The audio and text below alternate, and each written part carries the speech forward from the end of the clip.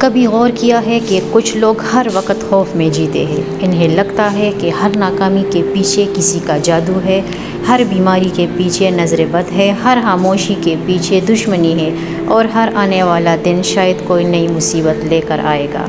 اگر انسان اس کیفیت میں جینا شروع کر دے تو وہ حقیقت سے زیادہ اپنے وہم کا قیدی بن جاتا ہے۔ آج کی ویڈیو میں ہم بات کریں گے وہم کی، لیکن صرف نفسیاتی نہیں بلکہ اسلامی نقطہ نظر سے بھی۔ السلام علیکم مائی یوٹیوب فیملی، امید کرتی ہوں آپ ٹھیک ہوں گے۔ الحمدللہ میں بھی ٹھیک ہوں۔ اسلام ہمیں حقیقت پسند بناتا ہے، خوف زدہ نہیں۔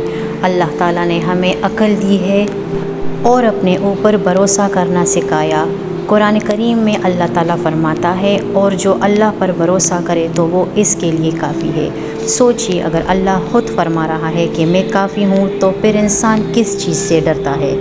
اکثر لوگ اپنی زندگی کی ہر مشکل کا تعلق کسی پوشیدہ طاقت سے جوڑ دیتے ہیں۔ کاروبار نہ ملے تو کہتے ہیں جادو ہو گیا، رشتہ نہ ہو تو کہتے ہیں نظر لگ گئی، گھر میں اختلاف ہو گیا تو کہتے ہیں کسی نے بندش کر دی۔ حالانکہ ہر مسئلے کے پیچھے جادو یا نظر نہیں ہوتی، کئی بار وجہ ہماری اپنی غلطیاں، کمزور فیصلے یا زندگی کے امتحانات ہوتے ہیں۔ شیطان کی ایک بڑی چال یہ بھی ہے کہ وہ انسان کے دل میں وسوسے ڈالتا ہے۔ وہ چاہتا ہے کہ بندہ ہر وقت خوف، شک اور بے یقینی میں رہے تاکہ اس کا اللہ پر اعتماد کمزور ہو جائے۔ یاد رکھیں، وہم صرف ذہنی سکون نہیں چھینتا بلکہ عبادت کا لطف بھی ختم کر دیتا ہے۔ ایسا شخص دعا بھی کرتا ہے مگر یقین کے ساتھ نہیں، نماز بھی پڑھتا ہے مگر دل میں خوف غالب رہتا ہے، زندگی بھی گزارتا ہے مگر ہر وقت کسی انجانے خطرے کا انتظار کرتا رہتا ہے۔ یہ مومن کی شان نہیں۔ مومن وہ ہے جو اسباب بھی تیار کرتا ہے اور نتیجہ اللہ پر چھوڑ دیتا ہے۔ اگر طبیعت خراب ہے تو علاج کرائے، اگر کاروبار میں نقصان ہے تو اپنی حکمت عملی بہتر بنائے، اگر گھر میں مسائل ہے تو صبر، حکمت اور گفتگو سے انہیں حل کرے۔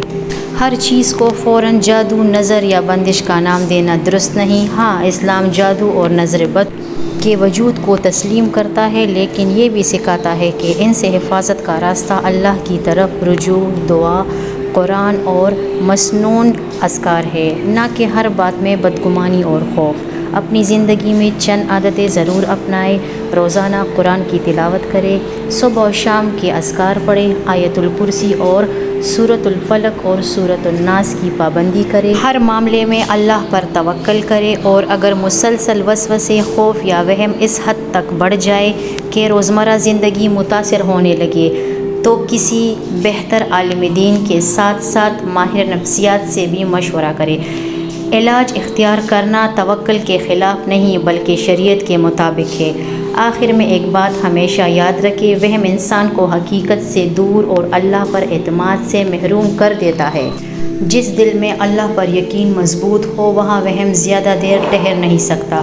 اللہ تعالیٰ ہمیں ہر قسم کے وہم، وسوسوں اور بے بنیاد خوف سے محفوظ فرمائے، ہمارے دلوں کو سکون، یقین اور کامل توکل عطا فرمائے۔ آمین یا رب العالمین۔